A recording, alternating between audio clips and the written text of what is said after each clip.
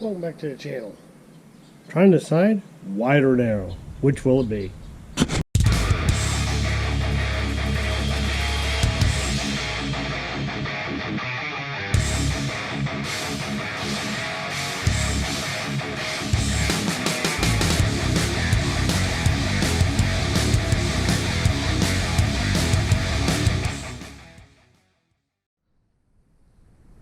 So, part of this axle swap is dealing with the fact that the Super Duty 60, at least 05 up, is 72 inches wheel mounting to wheel mounting. And the 14 bolt I have is only 66 3/4 wheel mounting to wheel mounting, a little over 5 inches. Posted some questions on some groups, and most people came back with, dude, just put some spacers on the back. And so I ordered a set. Frankly, I think they look like garbage. So this is how my rear end currently looks without the spacer.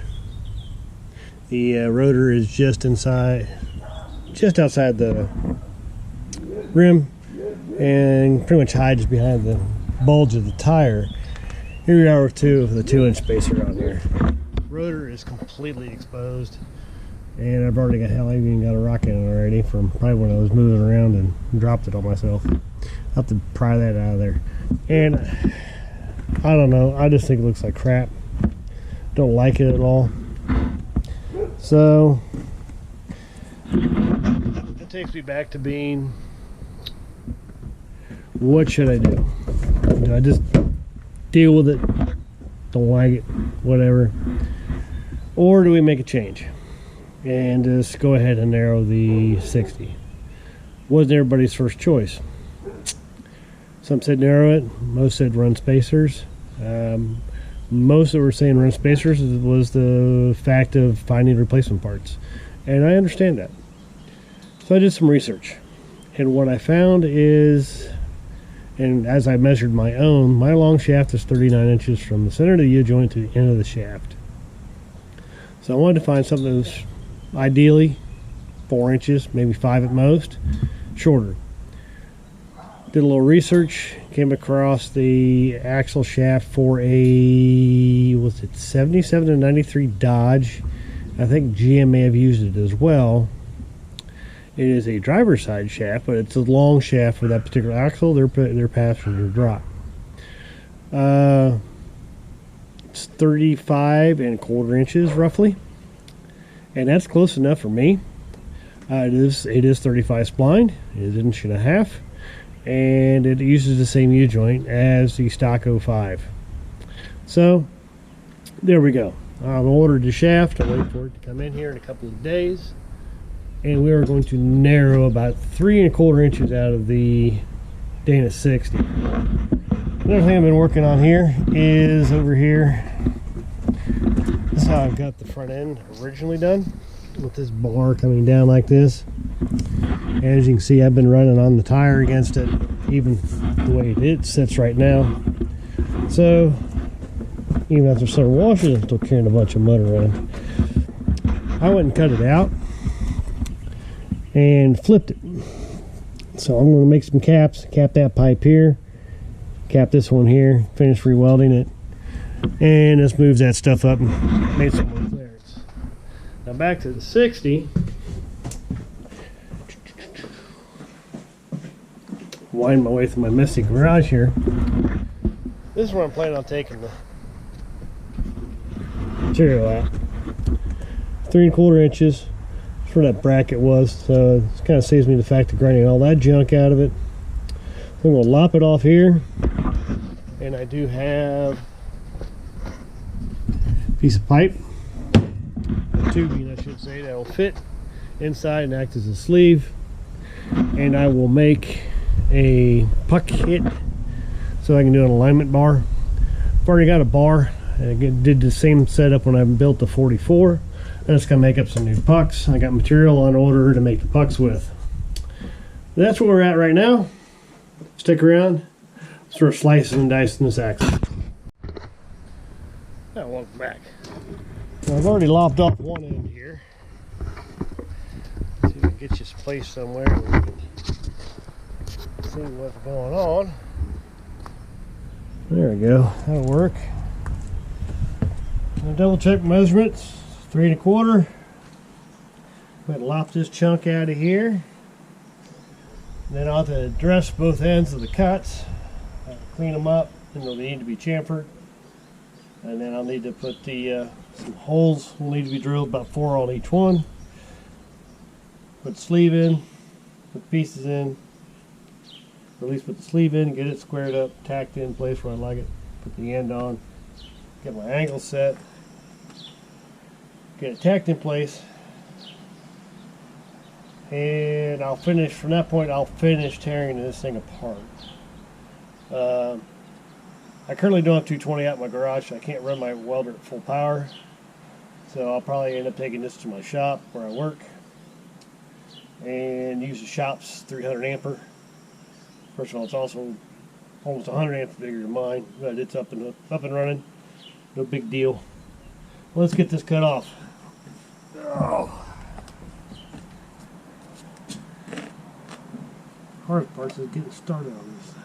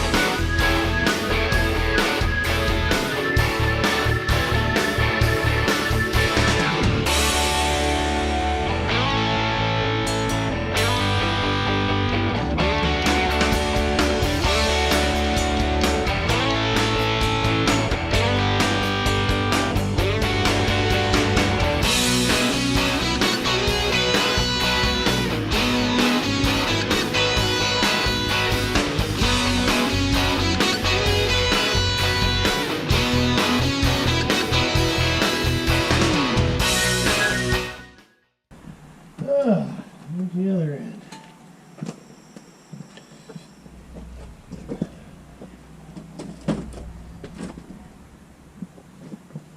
I think my blade was beginning to go at the end. It was starting to thump on me.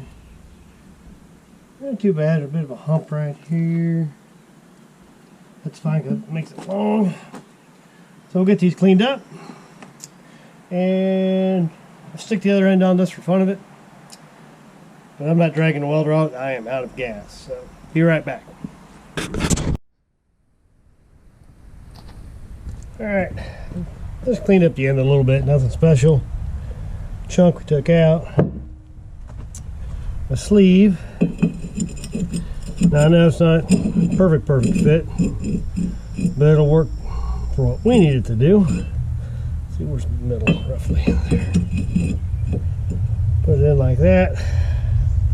So that will be drilling probably 3/4 inch holes, at least 4 here and here, maybe a couple more.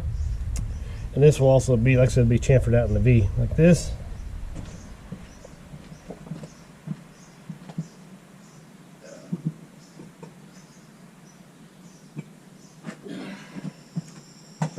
Drag this half over. I think I got enough angle to clear the lower ball joint.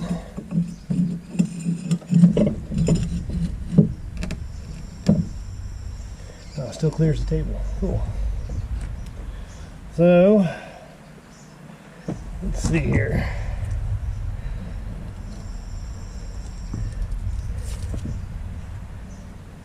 Yeah, there's no casting left over there line up. No big deal. I'll just sort of guess where it was at.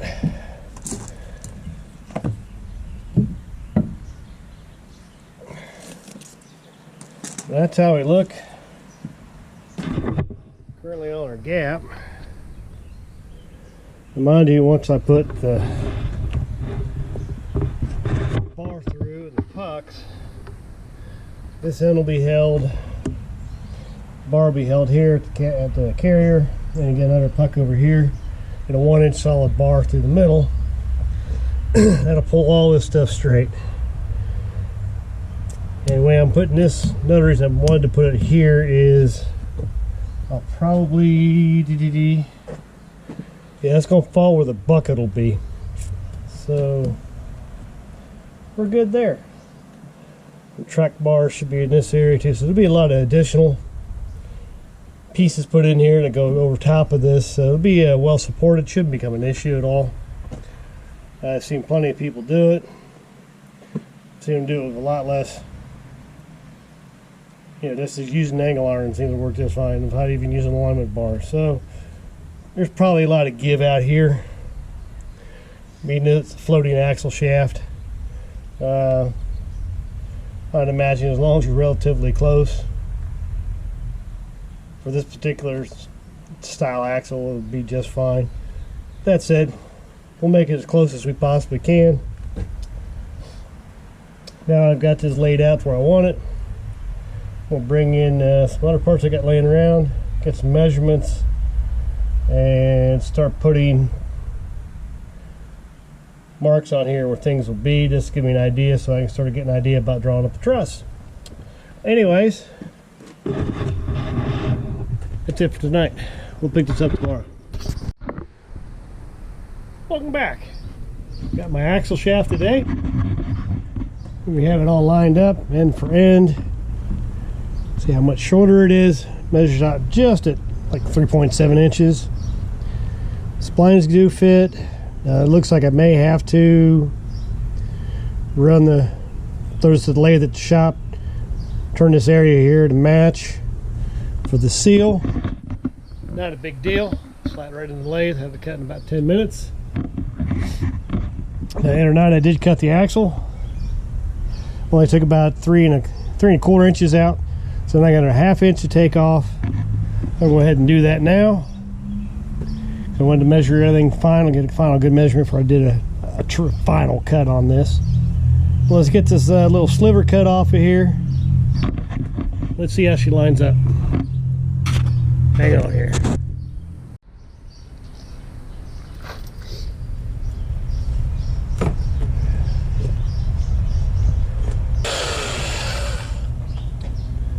There we go. Cut.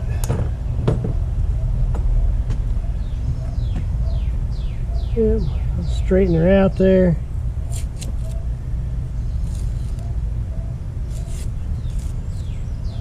Have a flat wheel. It's not quite square, but that's fine. So I've got the sleeve and the alignment rod. We'll get my grinder out, get this edge cleaned up. Okay, get this chamfered up.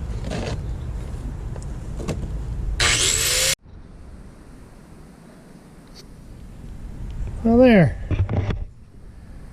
Got this side chamfered. Got the sleeve in there for right now. We'll drill 4 holes on each end so I can plug weld it, weld up the chamfer. Still got the waiting on the material to make the pucks for the ends, and once I take the carrier out, I go in there. I have a 1-inch alignment bar for this. Just gotta make the pucks for it. I got pucks for Dana 44. Now I gotta make pucks for a Dana 60. And again, here's my track bar. I've already made up. Don't need to grind this off because this is going to sit over top of it. I don't really need any reason to do that. That's going to sit right here. And it's going to be parallel to the face of the carrier or the pumpkin. Coil bucket and lower mount combination of it sitting here, and then 10 inches over from center will be the upper link. And once that's all figured out and put in place, I'll make a truss to fill in the difference. Should be good to go. See if I can get the shaft in. Pretty sure it's until I get the I take it to work tomorrow. I'll stick it in the lathe and open up or extend that seal surface.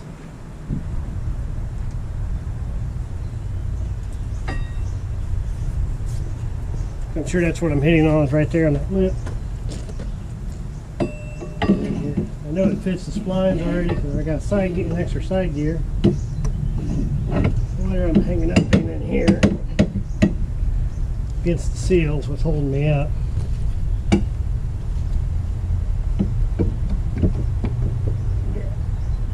Yeah, I'm just having trouble getting past the seal there. We should be good to go. Because I'm not even in the side gears yet. Good enough. So tomorrow I'll take it to work. So I get that seal area cut down. And we'll pick this up tomorrow. But for tonight, this is where we're at. Take a break. Enjoy the rest of my evening. And we shall see you tomorrow. We'll pick this up with the turned up shaft. Now welcome back. It's the following afternoon. I took the axle shaft into work today, turned on the lathe. That fits in like it should. So at this point, to verify everything, we'll get the outer taken off here, get it moved over, put onto the axle shaft there, put the unit bearing in, actually assemble it, make sure my distance is good on everything, and we'll go from there. Stick around.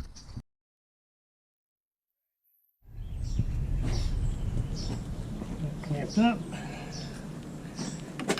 There. Push through.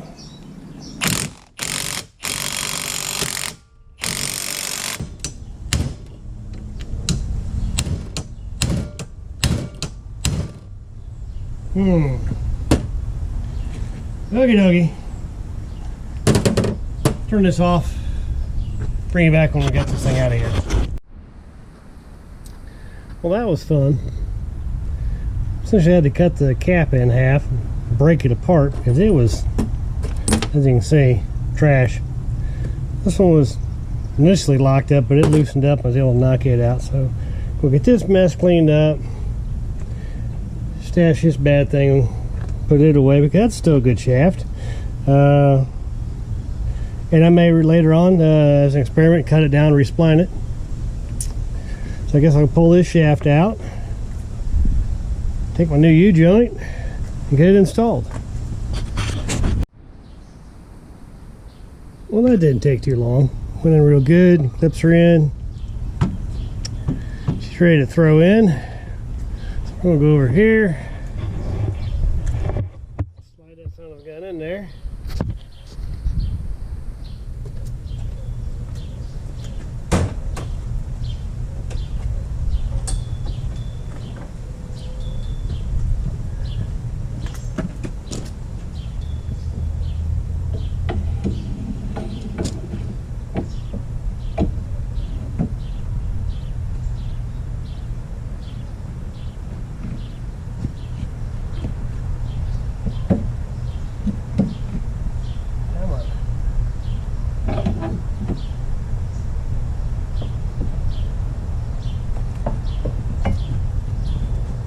Alright, up against the pin.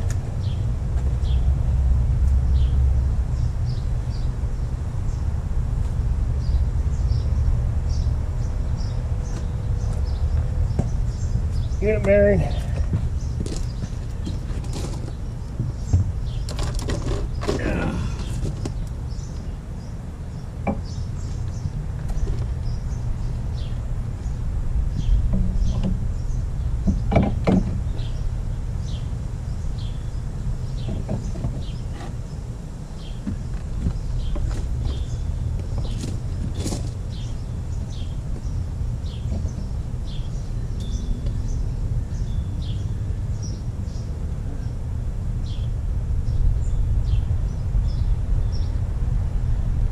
Tap that in.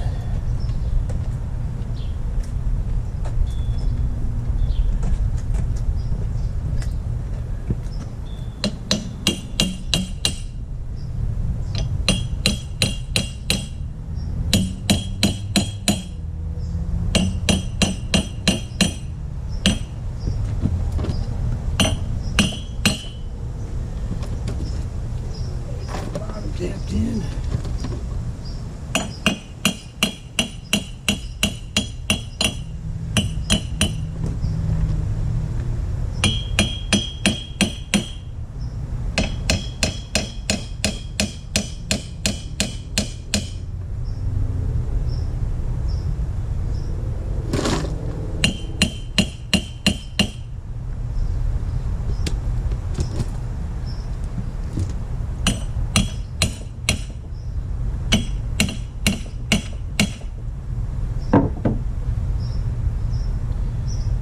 Alright, you get some bolts.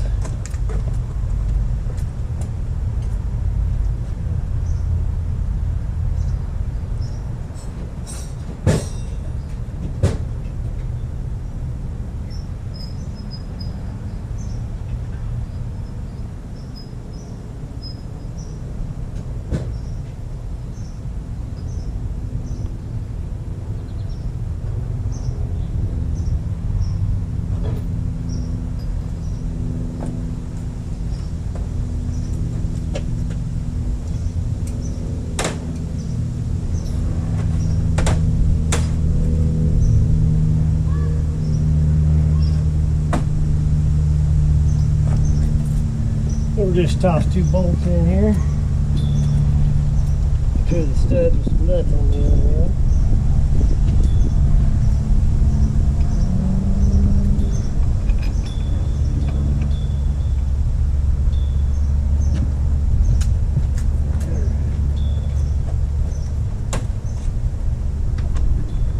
Bring it home here.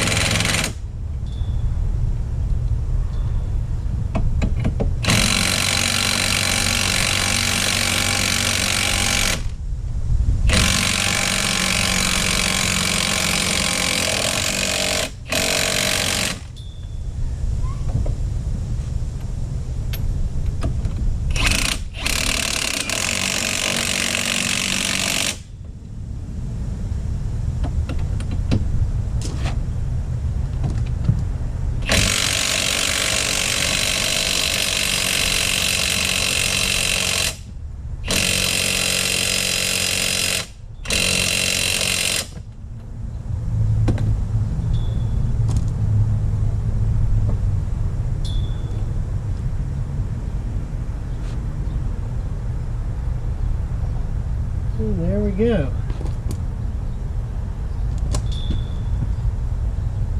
Won't spin here. Yeah, that's so much load on it. There we go. Not quite pulled all the way tight, so I think we're going to be all right. Got the push that in all the way as best I can.